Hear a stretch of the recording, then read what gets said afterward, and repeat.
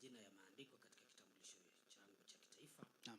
Na yatakuwa katika debe kwenye kinyang'anyiro cha kuania kiti cha useneti katika gatuzi la Baringo. Naam.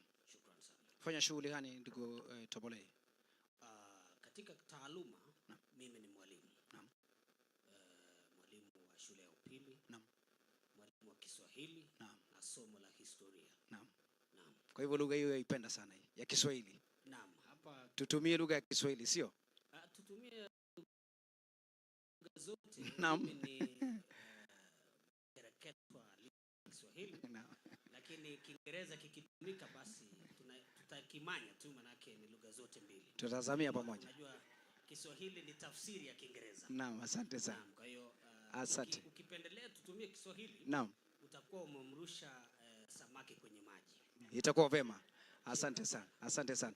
Na vile vile asante sana. Asante sana. Naam. Thank you so much. Amgich. Yes sir. Amgich, nafikiri ama bwana, na tulianza hii sherehe kama tumeelewana. Tulisema tusipige makofi, sio? Alafu hii historia ya kupiga makofi imetoka wapi? No, nilikuwa nimesema ukifurahi usipige makofi. Na ukikasirika usitoe ile binja, sio? So tafadhali tusifanye hivyo, kwa sababu tutakuwa tunawasumbua yale mafikra ya wale wenzetu wameshiriki pamoja na sisi. Sawa sawa? No, tafadhali. Sijui kama tumeelewana. Kwa sababu tuko na ile ratiba. Tafadhali tufanye hii kazi iwe rahisi, si ndio? Tafadhali isikue huyo rafiki yangu Kirui nimuite yule jamaa yangu nimwambie huyo jamaa ametoa volume kubwa, acha aende volume ya radio huko nyuma, alafu kesho aninyime mwana. Kwa hivyo tafadhali tulie, tusipige makofi na tusicheke ama tusitoe sauti ambayo italafiana na wale wenzetu. Asante. Thank you so much. I think what Tom Chepsoy has just said, in being fair to the online audience, we want to save on time. Actually we were supposed to have apologized for running late, and I think I put that forward. We can continue with the introduction. Mundulel, kindly. Okay. Asante sana Bwana Amkich na pia Tom Chepsoy. Jina langu mimi naitwa Evans Kiprotich Bet Mundulel. Hayo ni majina rasmi ambayo natumia katika kinyang'anyiro cha kiti cha useneta. Kwa kawaida mtu hupewa jina mbili. Moja ni Evans, ingine ni Kiprotich. Lakini hayo mengine ni ya baba yangu na ingine ni ya babu yangu. Basi nikajijumlisha ndio nikiwe kikamilifu. Yule ambaye anajua mtu mmoja kati ya watu wote, basi atanijua kikamilifu. Ya pili ni ya kwamba kitaaluma mimi ni mtu ambaye kwa lugha ya Kimasai tunasema human resource officer. Mtu ambaye kazi yake ni kuangalia mtu kama Amkich Karanja na kuamua kwamba huyu mtu anastahili kufanya kazi gani na tumweke upande gani.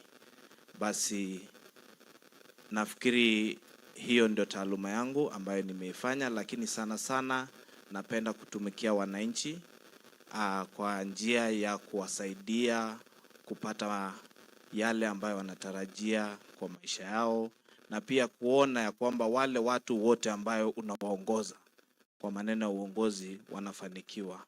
So mimi nawania kiti cha useneta ya Baringo County mwaka wa 2025. Thank you so much. Asante sana Mundulel. Let's go to our third guest so that we can get started. Thank you. Okay, thank you Mr. Tom Chepsoy and Amkich Karanja. My name's Wakili Chebon Kiprop Benjamin. Mimi ni mzaliwa wa Eldamaravin, lakini nimekuwa sehemu za Mogotio. Mimi ni mmoja wa ngombeaji kura kwenye hiki kinyang'anyiro cha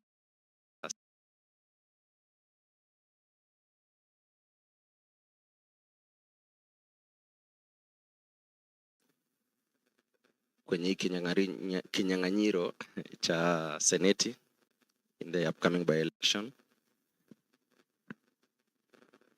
Mimi ni wakili. I'm an advocate of the High Court of Kenya. I'm also a certified public mediator. I'm also a data protection practitioner. I really look forward to serving the people of Baringo as a senator. I would really wish, if given an opportunity, I'll serve them by making use of my skills as an advocate to ensure that we get good laws.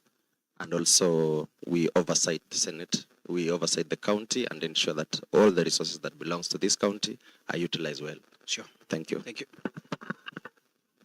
Asante.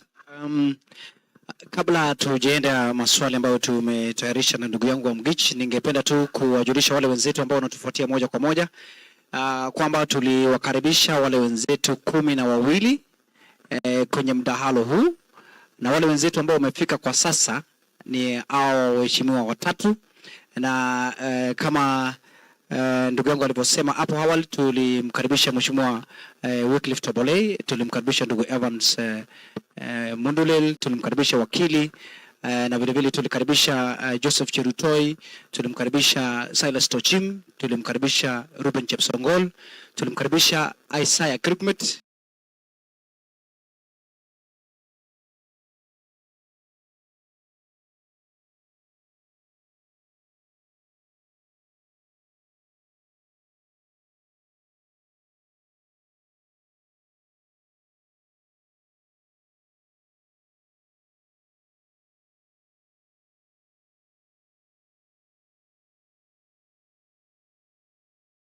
tulimkaribisha naam, kuna mwingine nimemfungia kando, Silas Tochim nimemtaja. Tumewakaribisha wote, ila kwa sasa ama bwana watatu ndio wamefika. Pengine wale wenzetu ambao wanatufuatilia moja kwa moja wanasema wapi wale wengine? Maybe tuko na habari kwamba Chemitei Vincent yuko njiani. Naam.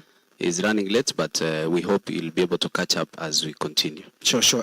Vile vile Morwes. Oh yes. Engineer Kipkemoi Peter. Anajulikana kwa lugha mtaani Morwes. Kwa hivyo na vile vile saa zingine meno 3. Na vile vile moja kwa moja kwenye mtandao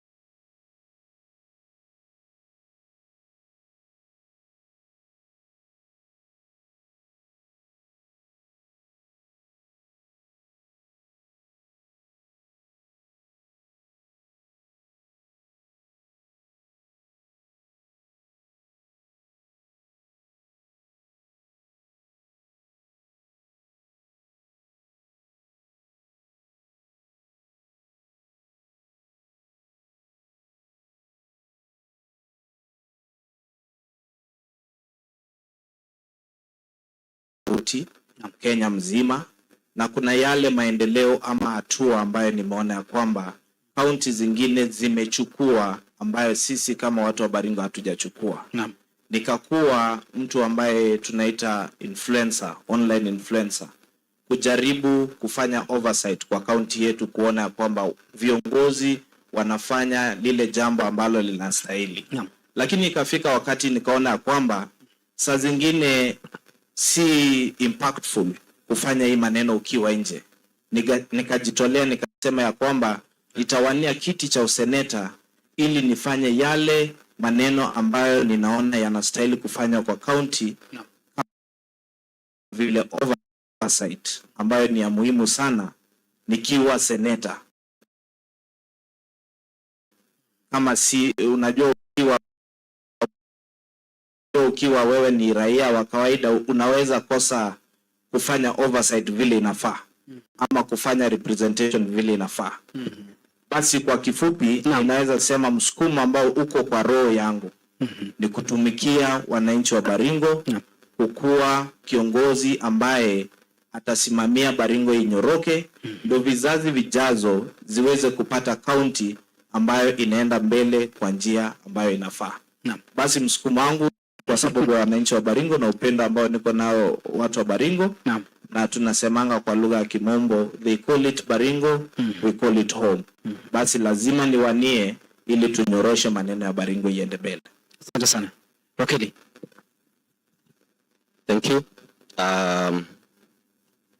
About the drivers that made me vie for this seat. First of all, I'll say that I was born and raised in a very humble background.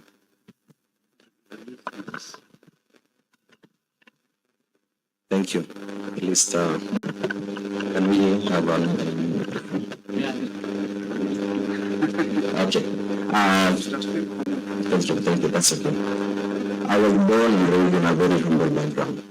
And those are the drivers that made me come for this seat. My mother took us we relocated from Rosoga, from my uncle's place, to Mogotia, where I was raised. Unfortunately, I lost my mom, who was my last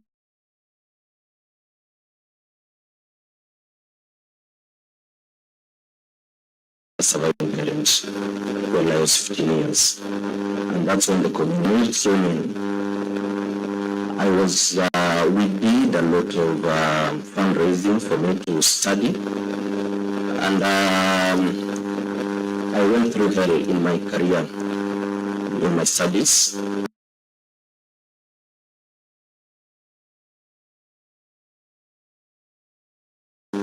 At some point I had to drop out of school, and I had to work as a matatu driver. I started as a makanga till I became a driver because no one was there to support me. But to cut the long story short, that after I was through with my undergraduate at university to study law, my story was published by a very senior, by someone from Ogotia Weluisha, and it caught the attention of a very senior advocate in Baringo. And the same advocate cascaded the same information to their WhatsApp group. And those people, the senior people, among them were the late Senator Cheptumo and others. And they funded my Kenya School of Law. I'm saying so because they came in and assisted me finish my career. I became an advocate of the High Court of Kenya. And at some point, practicing as an advocate, I had the opportunity to see the flaws, to see the loopholes. I interrogated the budget and all this money that is flowing to Baringo County, the equitable revenue that we get. And I saw that we are losing a lot of money. Sure. And for me, I saw that I have an option of practicing law, but there are some people who sacrifice their resources, their little resources, for me to be where I am right now. So for me, I say that I have to step forward so that we can assist the community. If I bring my skills as an advocate, we tighten the loopholes where we are losing our money. Sure. Because as we speak right now, Baringo County is facing a lot of challenges. Poverty level, unemployment, because I was in the matatu industry, I know how much these people are going through. I said that I have to bring my skills so that we can help these people. Those are the drivers. Thank you so much. Thank you so much, Kiprops. Thank you, Wycliffe Tobole. Thank you, Mundulel. That was just a bit of introduction. We will still get into the depth of this discussion. And just to get back to Wycliffe Tobole, and we are not so strict on you people speaking Kiswahili, because I realized you speak too, we've allowed you to speak Kiswahili and then you went too deep. Mukaweka medali na misemo. Speak the layman's non-standard Kiswahili if you have to speak for the purpose of all of us understanding. Now, but you can also be free to do it in English, because this conversation, again, apart from it being followed by the constituents of this community and the Baringo County, there are also other people, stakeholders who are watching, and they want to understand what kind of leaders we are getting them into the Senate once we are through with the election. So we have quite a number of interested parties in this election on matters leadership and even investment. You know, we can't work alone as a county. We have partners that we work together. Let me ask Wycliffe, because you have talked about you are having been interested in just to let you know, viewers, Vincent Chemete has just come in, as I had informed you, but we will be able to introduce as you continue. Wycliffe, what's your feeling on the level of representation in Baringo? Let's say, because you've been alive to the political atmosphere for the last, say, 10, 12 years. As an aspiring senator, are you satisfied with what has been happening? And do you think we just need to improve on it, or there is much that needs to be done? Where have we missed it? Where have we gotten it right? Very quickly, and again, let's spend a minute each so that we save on time. Thank you so much. You are welcome. Shukran sana. Nafikiri itakuwa ninachanganya Kiingereza It's okay. na Kiswahili kwa minajili ya hadira. So I think I am not, personally I feel that Baringo has not achieved the maximum level of the fruits of devolution since the inception of the devolution in 2013. And particularly to speak on the matter of devolution and this position of Senate, I feel that we have been under. So I feel that there's a gap in the roles of the Senate in Baringo County. And I have, like I say, this dream has been with me over time. And I feel it is time to place Baringo at the rightful place. I feel that, among the devolved functions in Baringo, there are other counties which are our peers, because there is no county that began devolution before. All counties were the same. Irungu Kangata, who was the senator of Muranga. Sure. There is a lot that is achieved there. There is Muranga. There is there is a lot in healthcare system under the devolved function. There is a lot done in agriculture. There is a lot done in the primary education, which is a devolved function.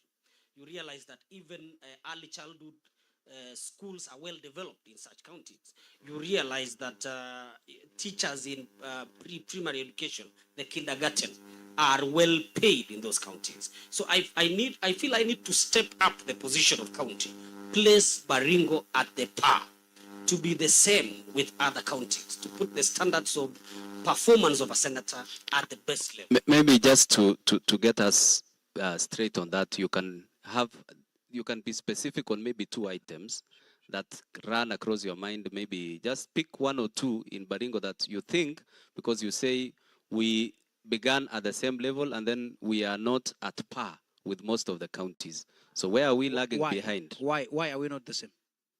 Yeah, the roles of the senator are basically oversight, legislation, and representation. And when I feel the county governments for the last 3 terms, now we are in the 3rd term, have not had proper checks and balance. A senator who puts the government on toes, the county government, headed by the governor on toes, so that then when there is a mess, for example, in the healthcare sector, the senator is, hands-on. Is available in the ground and at the Senate to Thank you. observe what is happening in hospitals. That is health. You told me to pick on a few. Yeah, yeah. I'm picking health. Sure, for yes. example. We have 175 dispensaries and 28 health centers, totaling the total number of hospitals in Baringo to be 283, both in private, faith-based, and public. Now, there is a challenge in the health sector in Baringo County. And if there is proper checks and balance and proper coordination, between the Senate and the county government, we would be ahead with the governor. I feel that the county government and the senator, their relationship should be interdependent. It should be symbiotic, so that then there is coordination and the county government is put on toes. Everyone performs their legislative responsibility, their constitutional mandate. Thank you. The county government needs to have a senator who puts them on toes every other time. Thank you, Tobole. So I think you've made your point. Let me allow Mundule to also dwell on that question of your feeling on the level of representation in Baringo, and whether you think we have gotten it right, or where do you think we are missing? Thank you, Kich. I believe it is good to differentiate the three roles of a senator. When we talk about representation, it doesn't mix with other roles of a senator. So we deal with representation. According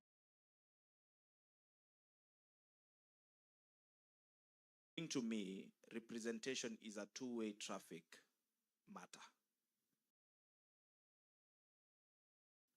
It means that as a senator, you are supposed to represent the people by taking their grievances to the higher authorities. Then that is the first way.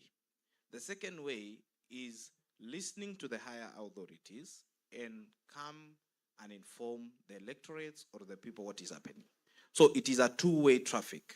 That's why we say that as a senator, you are a liaison between the county government and the national government. That means that we have a liaison office at Kabarnet and we have a national office in Nairobi. Representation in Baringo is below par because most of the time, a senator that we elect goes to represent other interests that are not the interest of the people of Baringo. Why do I say so?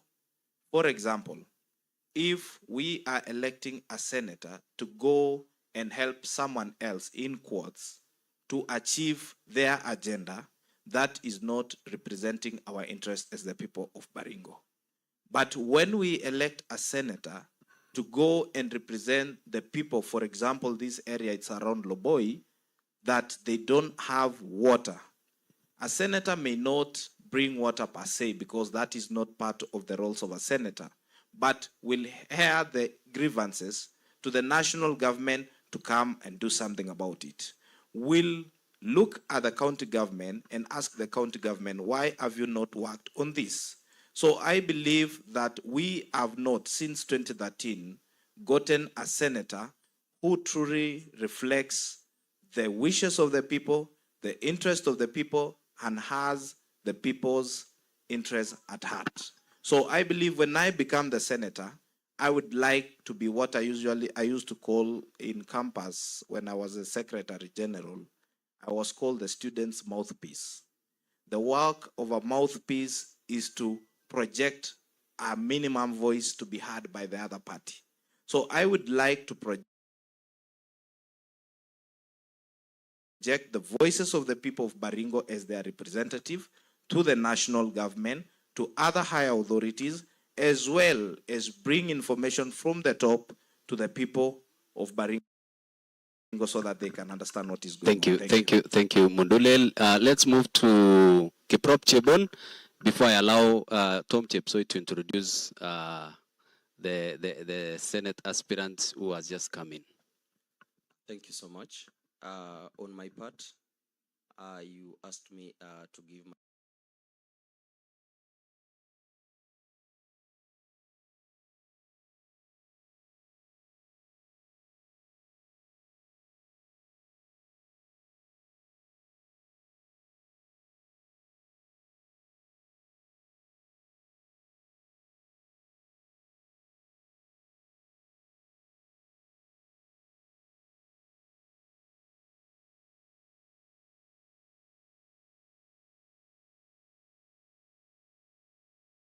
views, whether we have, where we have, for the people from Mandera, whom they didn't feel that they were being represented, and they didn't feel the reciprocity of the government.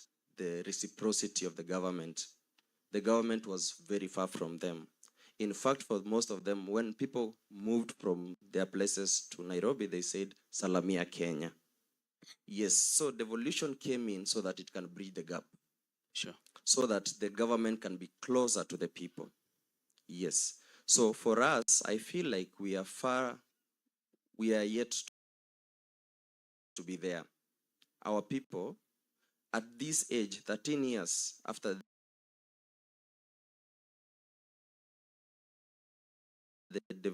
devolution, and we are still in dire poverty. Our people are the problem of our people are not being aired at the national level, because the work of a senator is to, just as my colleague has said, that you are the mouthpiece of the people. What your constituents, what they are going through is what should be aired there. And exactly, how do you cure the problem that your people are facing? It's through legislation, because basically a senator cannot do anything. Cure it through a law. I'm saying so because there is a law that was passed in Senate. I think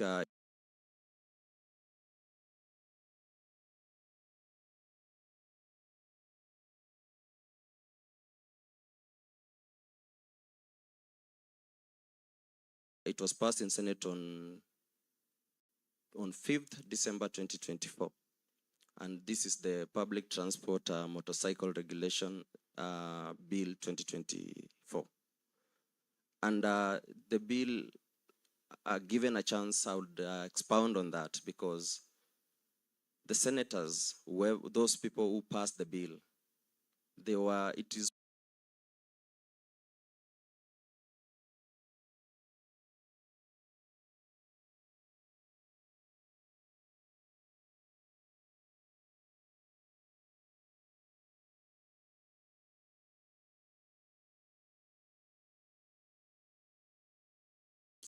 very oppressive on the common mwananchi. In that bill, if you check at clause 23, there are very important things. For example, in that bill, they are trying to make it an offense to carry a load that is beyond 15 centimeters in width from the handlebar of the motorbike. Going through. This is a motorbike. A motorcycle is what our boda guys are using to feed their families. When you tell a boda rider that you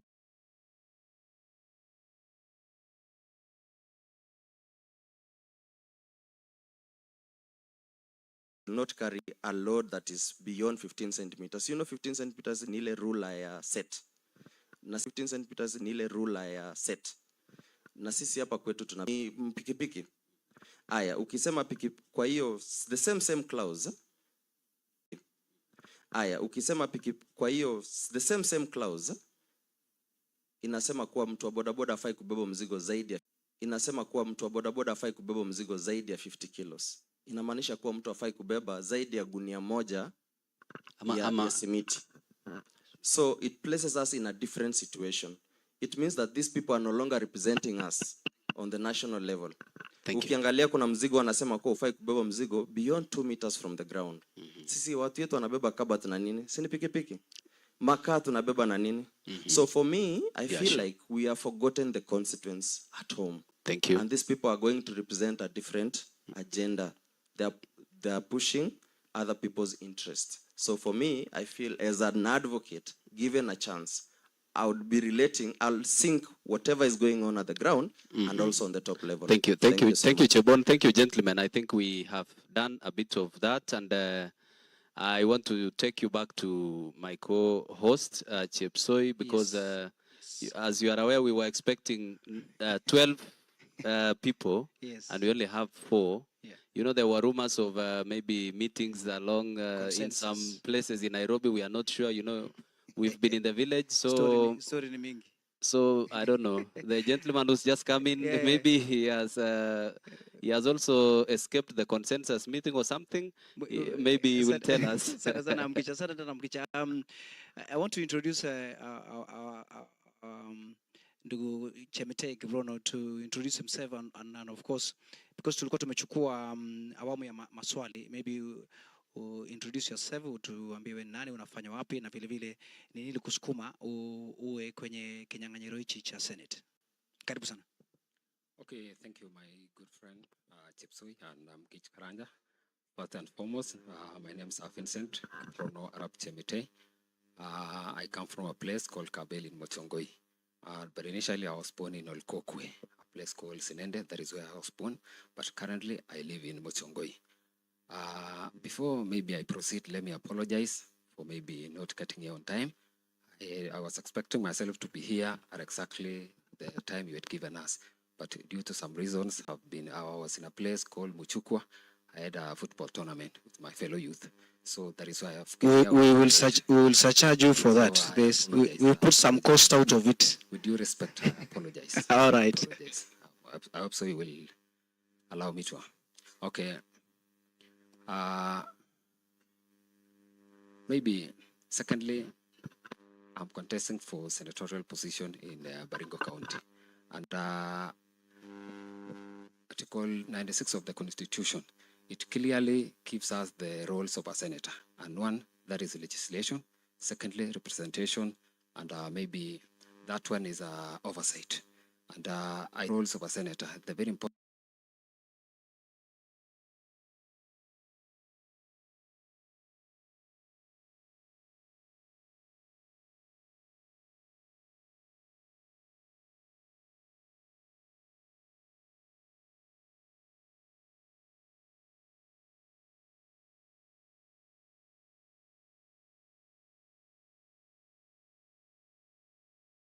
Myself to do an oversight role, because at the moment I feel like there is nobody or there is no leadership in Baringo that provide proper legislation. Initially, Baringo have been on headlines of the news. Sometimes you may find Baringo is one of the leading counties inside maybe coastal accounts.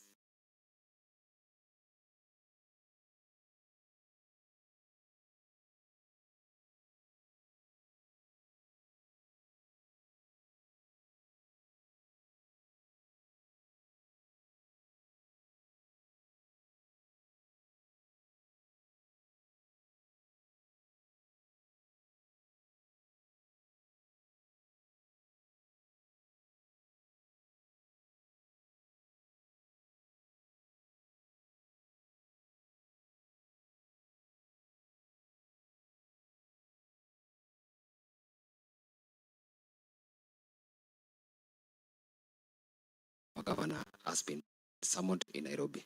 So that is maybe under my leadership. The most important thing I will do is maybe to get myself in a good position to maybe to oversight. I will avail myself during